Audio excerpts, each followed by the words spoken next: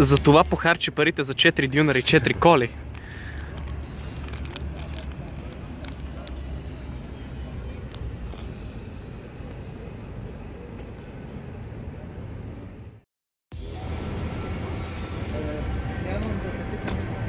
Здравейте и добре дошли в третия епизод на Дюнер туристите. Понеже нашата любима бейка, която намерихме в първия епизод, беше заета от дядо с малко по-голямо детенце, имахме две причини, по които да не може да ги изгоним в Сретници. А понеже градинката, в която снимахме миналия път, беше заета от 30 други дечица, щеше да ни е трудно да ги изгоним в Сретници и да искаме. Днес ще направим ревю на Дюнер, който още не сме пробвали. И дори не се сещам за името на мястото, но Фрост ще го сложи тук някъде, когато го разберем.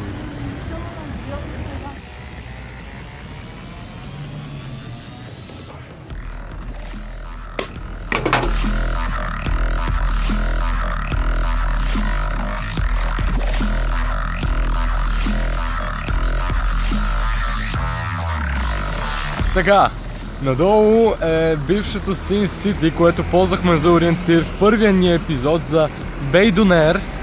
И там, където завихме надясно, ще продължим напред по булевард Александър Стамболийски.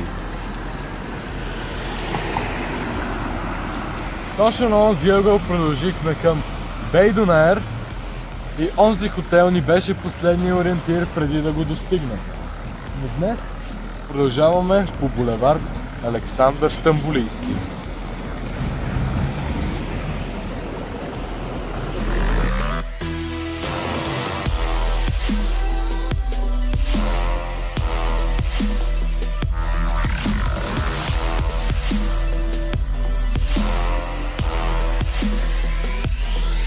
Как ще стигнем до светлите пейки?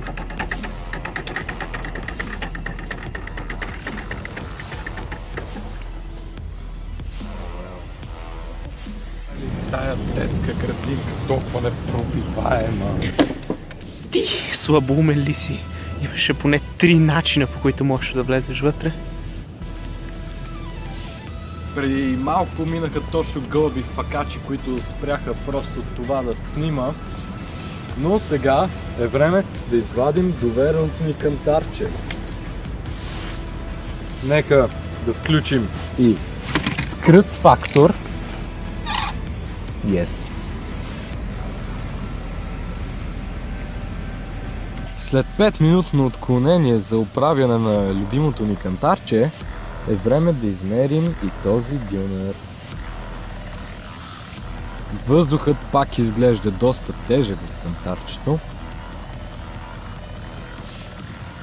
Лес. Малко повече отколкото от Хам-Хам, но все пак е по-малко от този на Бей Дунер. Първата хапка на този епизод ще биде направена от не когото и да е, а Frost Gaming 1000. Залозите се обърнаха.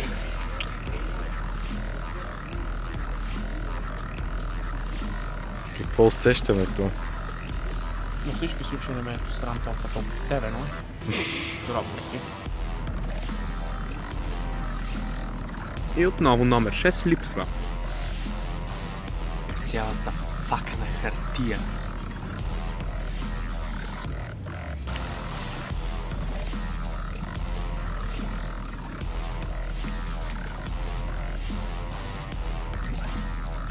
О май гад, просто не снима. What the fuck? Така зрителите ще разберат коя котка, която ще издълба половината дюнер на сканът.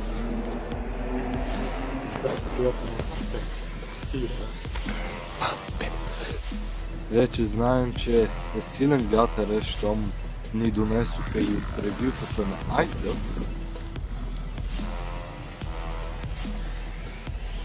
Споменах ли, че не съм забавен? Да, ти сериозно ли? Oh well. И започваме с оценяването на днешния дюнер. Както винаги започваме с компонента месо. Този път то не беше Нищо особено, дори не беше със специални добавки. Картофите не побиваха соса добре и не бяха сочни. Имаше изключително богат асортимент от зеленчуци, домати, краставици, чушки, жарено зеле, мариновано. Но чушките бяха прекалено горчиви и разсеяха от цялостния вкус. Честовия сос беше вашия традиционен, добре познат, правещ дюнерите вкусни. Като оценка на цялостния вкус даваме 6. Нищо, че на мен лично ми хареса повече от предишния.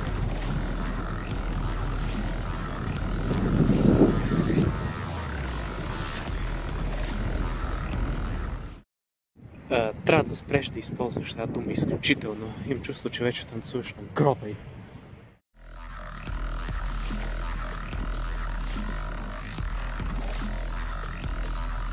Прекалено. Имам странното чувство, че това си поредица абсурдно.